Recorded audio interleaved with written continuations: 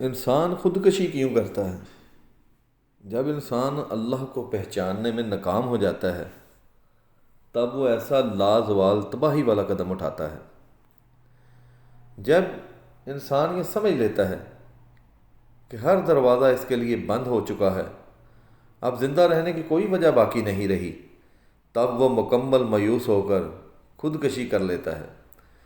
Doctor اسے depression کا نام دیتے ہیں، جبکہ ڈپریشن صرف اس کو ہوتا ہے جس کا تعلق اللہ سے کمزور ہوتا ہے۔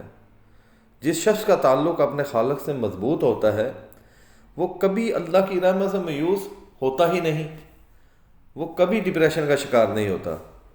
اللہ تعالیٰ فرماتا ہے، میں اپنے بندے کے خیال کے عین مطابق ہوں۔